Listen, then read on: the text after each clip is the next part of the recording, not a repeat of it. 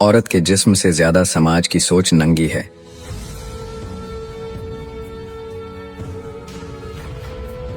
मैं सच लिखता हूं क्योंकि झूठ लिखने की कला मैंने कभी सीखी ही नहीं।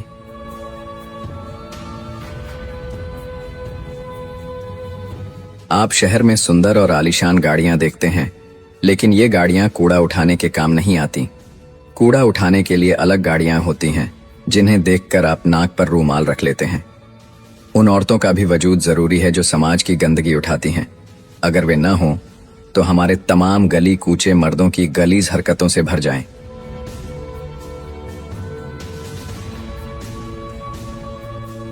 जिस दौर से हम इस समय गुजर रहे हैं, अगर आप उससे वाकिफ नहीं हैं तो मेरे अफसाने पढ़िए। अगर आप इन अफसानों को बर्दाश्त नहीं कर सकते तो इसका अर्थ यह है कि यह जमाना ही नाकाबिले बर्दाश्त है। मेरी तहरीर में कोई दोष नहीं। जिस दोष को मुझसे जोड़ा जाता है वह दरअसल आज के सामाजिक ढांचे का दोष है।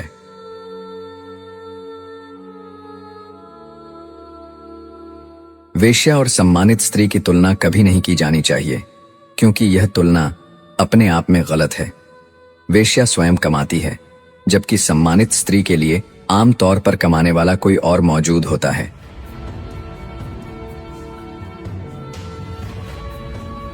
दिन भर चक्की पीसने वाली औरत मेरी कहानी की नायिका नहीं हो सकती। मेरी नायिका तो चकले की वह ठुकराई हुई औरत हो सकती है जो रात को जागती है और दिन में सोती है, और कभी कभी इस डर से उठ बैठती है कि बुढ़ापा उसके दरवाजे पर दस्तक दे रहा है। उसकी गलाजत, उसकी बीमारियां, उसकी चिड़चिड़ाहट और उसकी गालियां, ये सब मुझे अपनी ओर खींचती हैं।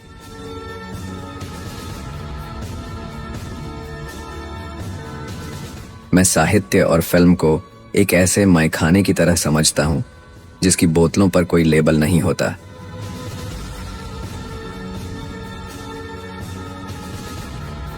ये लोग जिन्हें आम बोलचाल में नेता कहा जाता है, धर्म और राजनीति को इस तरह पेश करते हैं जैसे कोई लंगड़ा, अपाहिज और जख्मी इंसान हो।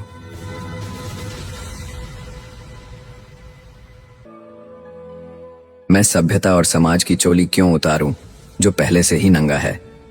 मैं उसे कपड़े पहनाने की कोशिश भी नहीं करता। यह दर्जियों का काम है। लोग मुझे स्याह कलम कहते हैं, जबकि मैं काले तख्ते पर सफेद चाक से लिखता हूं ताकि काला और ज्यादा साफ दिखाई दे।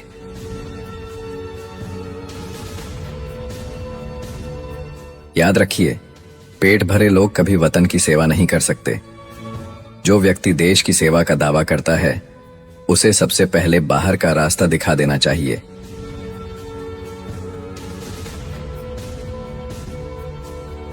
वेश्या पैदा नहीं होती, बनाई जाती है या वह स्वयं बन जाती है। जिस चीज की मांग होगी वह बाजार में जरूर आएगी। पुरुष की नफसानी इच्छाओं की मांग ही स्त्री है, इसलिए हर शहर में चकला मौजूद है। अगर यह मांग खत्म हो जाए तो चकले अपने आप मिट जाएंगे।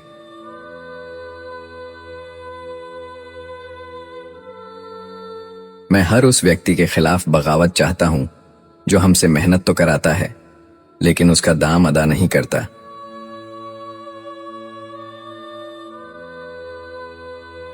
अगर लोग मेरी बात समझ लें तो मुझे लिखने की जरूरत ही न पड़े।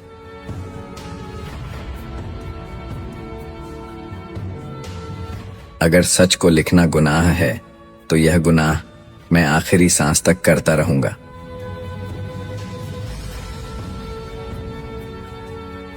मुझे इंसान से प्यार है, उसकी बनाई हुई झूठी नैतिकताओं से नहीं।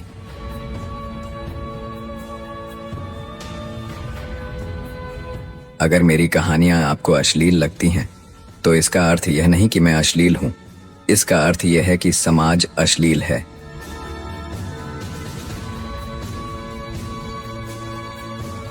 मैं वह नहीं लिखता जो लोग सुनना चाहते हैं, मैं वह लिखता हूं जो लोग सुनना नहीं चाहते।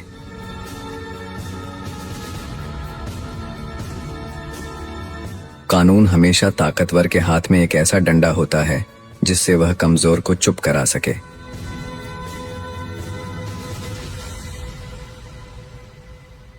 मुझे इस बात से कोई दिलचस्पी नहीं कि लोग मुझे क्या कहते हैं। मुझे दिलचस्पी इस बात से है कि मैं क्या लिखता हूं।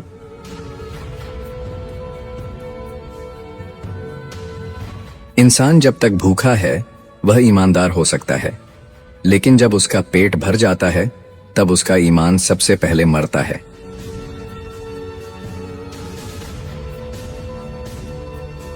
सभ्यता की सबसे बड़ी पहचान यही है कि वह अपने गुनाहों को सुंदर शब्दों में ढक लेती है।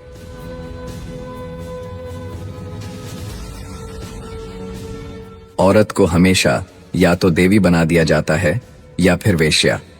इंसान बनने का हक उसे कभी नहीं दिया जाता।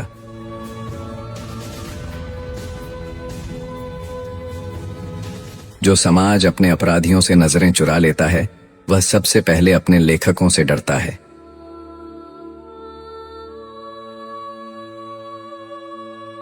मैंने इंसान को बहुत करीब से देखा है, इसलिए मैं उसके बारे में मीठा नहीं लिख सकता।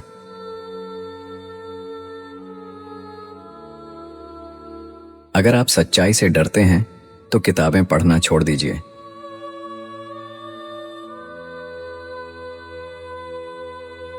मुझे समाज की सफाई से ज्यादा उसकी बदबू में दिलचस्पी है, क्योंकि बदबू सच बताती है।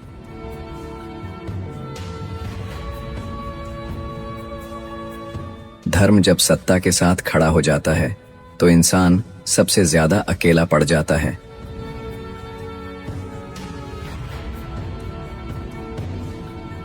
मैंने कभी आदर्श इंसान नहीं देखा, मैंने सिर्फ डरपोक, भूखे और स्वार्थी इंसान देखे हैं।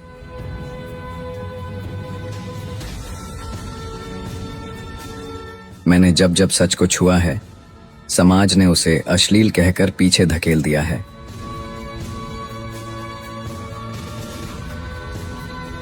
इंसान अपने अपराधों से नहीं, बल्कि उनके उजागर हो जाने से डरता है।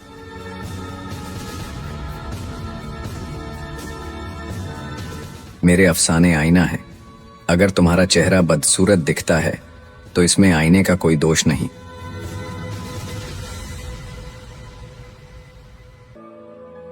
मैंने कभी इंसान को सुधरते नहीं देखा, सिर्फ अपने गुनाहों के लिए नए नाम गढ़ते देखा है।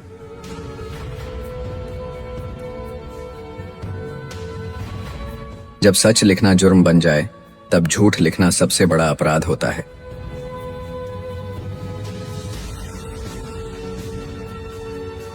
इज्जत और बेइज्जती के पैमाने हमेशा ताकतवर तय करता है।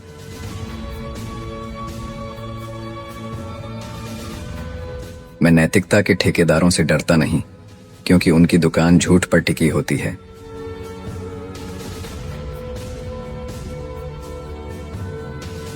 जो लोग मुझे बदनाम करते हैं वही मेरी सच्चाई के सबसे बड़े गवाह हैं।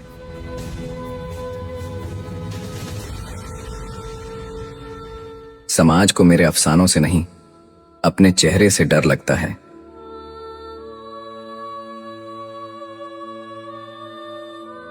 मैंने हर दौर में यही देखा है, सच हमेशा कटघरे में खड़ा होता है।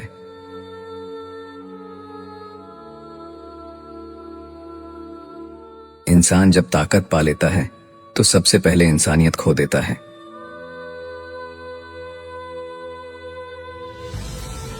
मेरे लिखे हुए शब्द अगर चुभते हैं तो समझ लीजिए वे जिंदा हैं।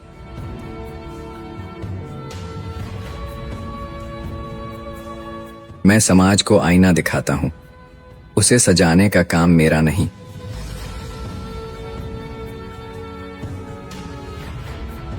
अगर मेरे अफसाने आपको बेचैन कर देते हैं तो यह बेचैनी जरूरी है।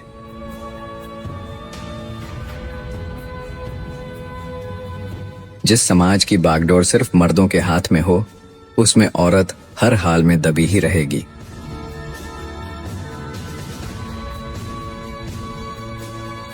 कहानी लिखना मेरा पेशा है और मैं इसके सभी नियमों और मर्यादाओं से भली भांति परिचित हूं।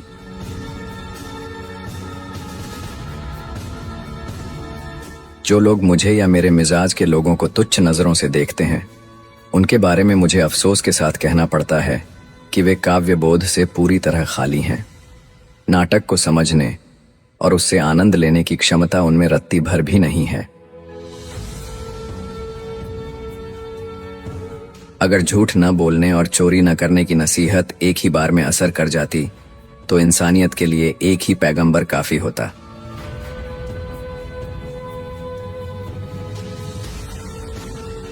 हिंदी हिंदुस्तानी और उर्दू हिंदी के तमाशे से हमें कोई मतलब नहीं। हमें अपनी मेहनत की पूरी कीमत चाहिए।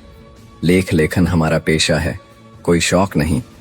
तो फिर उसके सहारे जिंदा रहने का हक मांगना जुर्म क्यों माना जाए?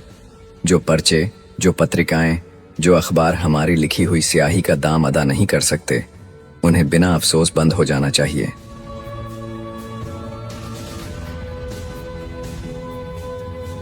हिंदुस्तान में जिसे कला कहा जाता है, उसके बारे में मैं आज तक यह तय ही नहीं कर पाया कि वह वास्तव में है क्या। मेरी सबसे बड़ी शिकायत उन लेखकों, शायरों और कथाकारों से है जो अखबारों और पत्रिकाओं में बिना किसी मेहनताना लिए लेख भेजते हैं। वे उस चीज को क्यों पालते हैं जो उनके मुंह में एक कौर भी नहीं डालती? वे ऐसा काम क्यों करते हैं जिससे उन्हें कोई निजी लाभ नहीं मिलता? वे उन कागजों पर क्यों रेखाएं खींचते हैं जो उनके लिए कफन तक का काम भी नहीं दे सकते?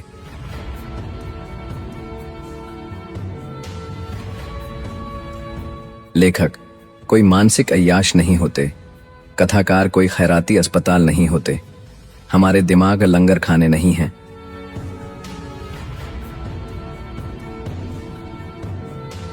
हमारे कथाकारों की सबसे हास्यास्पद रचना खलनायक है, जिसे पूरी उम्र गुनाहों में जीने दिया जाता है और अंत में उसे नेकी के समुंदर में जबरन डुबो दिया जाता है।